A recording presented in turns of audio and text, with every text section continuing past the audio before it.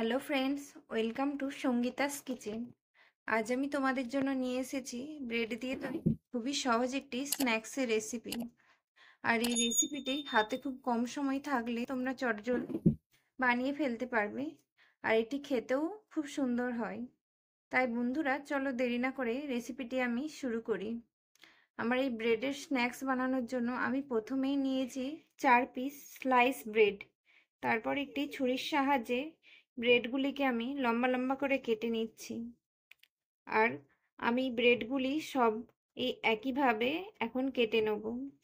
আর তোমরা চাইলে এখানে সাদা ব্রেডের পরিবর্তে ব্রাউন ব্রেড ইউজ করতে পারো। ব্রেডগুলি কাটা হয়ে গেলে এখন রেখে দেবো।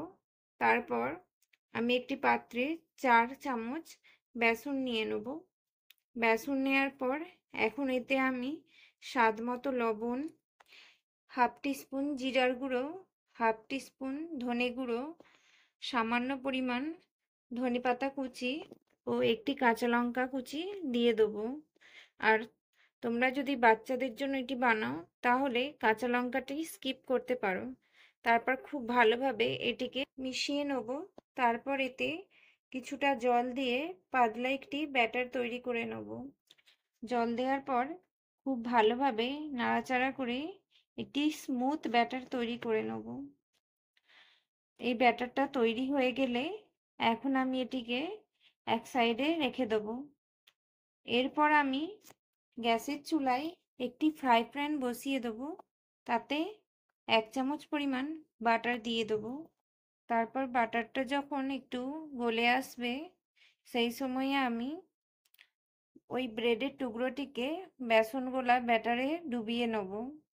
তারপর এক এক করে আমি ফ্রাই প্যানে এটি দিয়ে দেবো। আমি এইভাবে যতগুলো ফ্রাই প্যানে ধরবে একবারে ততগুলোই ভাজবো। তারপর তো ব্রেডের টুকরোগুলি আমি এতে দিয়ে দেবো।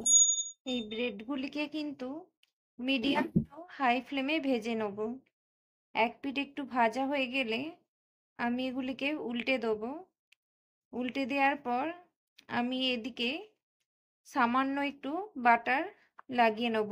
তোমরা চাইলে বাটারের পরিবর্তে সাদা তেল ব্যবহার করতে পারো। তারপর খুব ভালোভাবে এক পিঠ হয়ে গেলে আর এক পিঠও ভেজে নেব। খুব ভালোভাবে এগুলি কিন্তু উল্টে পাল্টে আমি লাল লাল করে ভেজে নেব। এখন দেখুন এইগুলো প্রায় তৈরি হয়ে গেছে। তাই এখন আমি চুলার আঁচ লো ফ্লেমে করে দিয়ে ওপর থেকে আর কিছুটা সামান্য বাটার লাগিয়ে নেব। তারপর আরেকবার উল্টে পাল্টে এগুলিকে ভেজে নেব। এগুলি কিন্তু খুব কড়া করে ভাজার দরকার নেই, একটু লাল হয়ে ভাজা হয়ে গেলেই তুলে নেব। এই একইভাবে আমি বাকি সমস্ত ব্রেডগুলিও ভেজে নিয়েছি। তাহলে বন্ধুরা, আমার এই রেসিপিটি তোমাদের কেমন লাগলো কমেন্ট করে অবশ্যই জানাতে পারো। আর ভালো লাগলে বাড়িতে একবার এই রেসিপিটি অবশ্যই ট্রাই করে দেখতে পারো। খুব জলদি এই রেসিপিটি তৈরি হয়ে যায় আর খেতেও অসাধারণ টেস্ট হয়। বাড়িতে যদি অতিথিরা আসে আর হাতে একটুও টাইম নেই তাহলে এটি চটজলদি বানিয়ে ফেলতে পারো। মাত্র 5 মিনিটেই এই রেসিপিটি তৈরি হয়ে যাবে। আর এই রেসিপিটি ভালো লাগলে তাহলে ভিডিওটিতে একটি লাইক, কমেন্ট ও শেয়ার করে দিয়ে চ্যানেলটিকে সাবস্ক্রাইব করে পাশে থাকা বেল আইকন প্রেস করে দিও, যাতে আমার ভিডিওর নোটিফিকেশন সবার আগে তোমার কাছে পৌঁছে যায়। ভালো থাকবেন ও সুস্থ থাকবেন। আজকের মতো রেসিপিটি এখানেই শেষ করছি। ধন্যবাদ।